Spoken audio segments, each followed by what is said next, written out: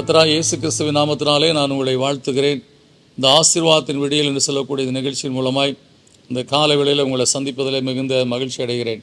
இந்த நாளில் நான் உங்களோடு கூட பகிர்ந்து கொள்ளும்படியான தேவனுடைய வார்த்தை சங்கீதம் 124:6, நம்மை அவர்களுடைய பற்களுக்கு இரையாக ஒப்புக்கூடாதிருக்கிற கர்த்தருக்கு ஸ்தோத்திரம் என்று சொல்லி இங்கே சங்கீதக்காரன் சொல்லக்கூடிய காரியத்தை பார்க்கிறோம்.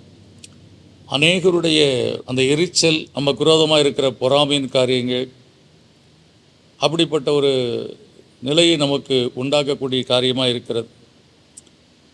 காய்மாகாரமாய் பார்த்தான் என்று சொல்லக்கூடிய காரியத்தை குறித்து நம்ம பார்க்குறோம்.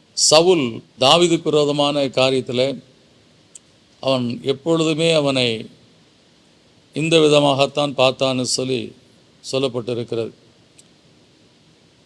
தாவீதுக்கு விரோதமாய் சவுலுடைய இருதயத்தில் இருந்த ஒரே எண்ணம், அவனை எப்படியாவது கொன்று போட்டு விட வேண்டும்.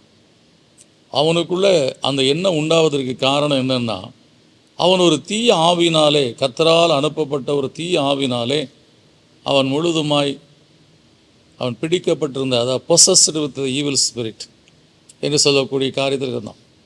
எனவே நம்மை பற்களாலே கடித்து அப்படியே பித்து போட வேண்டும் சொல்லக்கூடிய அந்த எண்ணம் என்று சொல்லக்கூடிய காரியம் பிசாசினாலே கொடுக்கப்படக்கூடிய ஒரு காரியம். எனவே பிசாசு நமக்கு விரோதமாய் எதிராக இருக்கிற அந்த ஒரு செயல்களை அவர்கள் மூலமாய் செய்து கொண்டிருக்கக்கூடிய காரியத்தை தான் இங்கே சொல்லப்பட்டிருக்கிறது. எனவே தாவீது தேவனுடைய ஆவியை பெற்ற மனுஷன், தேவனால் அபிஷேகம் பண்ணப்பட்ட மனுஷன். சவுலுக்குள்ளே இருந்த தேவ ஆவியான விலகி போய்விட்டார். தேவனாலே விடப்பட்ட ஒரு தீய ஆவி அவனை வேதனைப்படுத்தி கொண்டிருந்தது. எனவே நீங்கள் தேவனுடைய ஆவியை பெற்றிருக்கக்கூடிய பிள்ளைகளாக இருக்கும்போது பிசாசுக்கு உங்கள் மேல் நிச்சயமாக எரிச்சல் இருக்கும், பல்லை கடிப்பான். இப்போ யார் மூலமாக கடிப்பான்? அந்த பிசாசினுடைய அந்த ஆவியினாலே நிறைந்திருக்கிற மக்கள், தீய ஆவியினால் நிறைந்திருக்கிற மக்கள் தான் அப்படி அந்த பற்களை கடிக்கக்கூடிய காரியத்தை செய்வார்கள். எனவே நாம் எப்பொழுதுமே தேவ ஆவியினாலே நிறைந்திருக்கும் போது எப்படி கர்த்தர் தாவீதை அந்த சவுலுடைய அந்த எண்ணங்களுக்கு ஒப்புக்கூடாதபடி, அவனுடைய பற்களுக்கு ஒப்புக்கூடாதபடி, தீய ஆவியினுடைய பற்களுக்கு ஒப்புக்கூடாதபடி காத்தாரோ, அதேபோல் நம்மையும் காக்க உண்மையுள்ளவராக இருக்கிறார். எனவே நம்முடைய வாழ்க்கையில் எப்பொழுதும் தேவ ஆவியினாலே நிறைந்திருக்கக்கூடிய ஒரு வாழ்க்கை வாழ ஒப்பு கொடுப்போம். நிச்சயமாய் எந்த சத்துரும் நம்மை பார்த்து பற்களை கடிக்க முடியாது. ஏன்னா பிசாசின் தலையை கர்த்தர் நசிக்கும் போது அந்த பற்கள்லாம் ஊந்து போயிருக்கும். எனவே அந்த செயல்களை இன்றைக்கும் நாம் தேவ ஆவியினால் நேர்ந்திருக்கும் போது கர்த்தர் அப்படியே நம்மையும் காக்க உண்மையுள்ளவராக இருக்கிறார். எனவே இந்த விசுவாசத்தோடு எனக்கு விரோதமாய் பற்களை கடித்தாலும் என் தேவன் என்னை காக்க உண்மையுள்ளவராக இருக்கிறார் சொல்லி கர்த்தருடைய சமூகத்தை விசுவாசத்தோடு ஜெபிப்போம். கர்த்தர் நம்மை காக்க உண்மையுள்ளவராக இருக்கிறார். நல்ல பிதாவே, நன்றியோடு நம்மை துதிக்கிறோம். இந்த கால வேளையில் நீர் சொன்ன அந்த வார்த்தையின்படி கர்த்தா, எங்களுக்கு விரோதமாய் எத்தனை பேர் பற்களை கடித்து கொண்டு இருக்கிறார்கள், எத்தனை பேர் எங்களை காய்மாகாரமாய் பார்த்து கொண்டு இருக்கிறார்கள், எத்தனை பேர் எங்களை எரிச்சலாக இருக்கிறார்கள், பொறாமையாக இருக்கிறார்கள் என்று சொல்லக்கூடிய காரியம் எங்களுக்கு தெரியாது. எங்களுக்கு முன்பாக அவர்கள் பேசும்போது கர்த்தாவே இனிதாக பேசுவார்கள், இன்பமாய் கர்த்தா பழகுவார்கள். ஆனால் உள்ளத்துக்குள்ளே இருக்கக்கூடிய இந்த பச்சிக்கிற ஓனாயினுடைய அந்த குணாதிசயம் கர்த்தாவே அந்த மக்களுக்குள்ளே இருந்து கொண்டே இருக்கிறதப்பா. அதை நாங்கள் அறியோம்.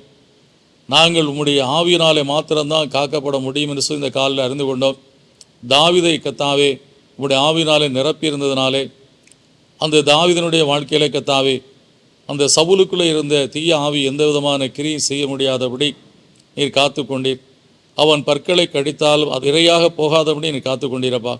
எனவே இந்த அருமையான காலவெளியில் கர்த்தாவே உம்முடைய பிள்ளைகள் வாழ்க்கையிலே எத்தனையோ பேர் எரிச்சலோடு இருக்கலாம், பொறாமையோடு இருக்கலாம், பற்களை கடிக்கலாம். ஆனால் நீர் அவருடைய வாழ்க்கையை அவர்களுக்கு இரையாக கொடுக்கிற தேவன் அல்ல, நீர் காக்கிற தேவனாக இருப்பதற்காக ஸ்தோத்திரம்.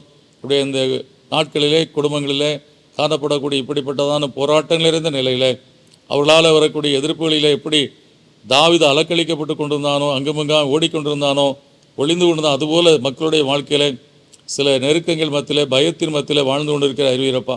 எந்த தீய சக்திகளும் உடைய பிள்ளைகளை தொடாதபடி நீர் கர்த்தாவே இந்த காலவேளையில் கர்த்தாவே தாவீதை கர்த்தாவே அவருடைய பற்களுக்கு இரையாக ஒப்புக்கூடாதபடி காத்துக்கொண்ட தேவன், நீரும் அப்படியாய் உம்முடைய பிள்ளைகளை அப்படியா காத்துக்கொள்ளும். உம்முடைய கிருபையை கர்த்தாவே கட்டிட்டு காத்துக்கொள்ளும். உம்முடைய சமூகத்தினுடைய ரட்சிப்பு உடைய பிள்ளைகளாக எங்களை எப்பொழுது காத்து நடத்தட்டும் அப்பா. அப்படியாய் கண்மணியை போல எங்களை காத்தரலும்.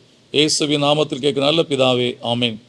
அன்பானவர்களே, தேவனுடைய ஆவியினாலே நிரம்பின ஒரு வாழ்க்கையில் இருக்கும்போது கர்த்தர் நிச்சயமாய் நம்மை காக்க உண்மையுள்ளவராக இருக்கிறார். எத்தனை பேருக்குள்ளே என்ன விதமான ஆவி இருந்து போராடுகிறது நமக்கு தெரியாது. ஆனால் அவருடைய பற்களுக்கு நம்ம இறையாக ஒப்புக்கூடாத தேவன் நம்மோடு கூட இருக்கிறார். இந்த விசுவாசத்தோடு நாம் கர்த்தரை சோத்தரித்து வாழ்வோம். நித்தமும் கர்த்தர் நம்மை காக்க உண்மையுள்ளவராக இருக்கிறார். இன்றைக்கும் உங்களை காத்து நடத்துவார். God bless you.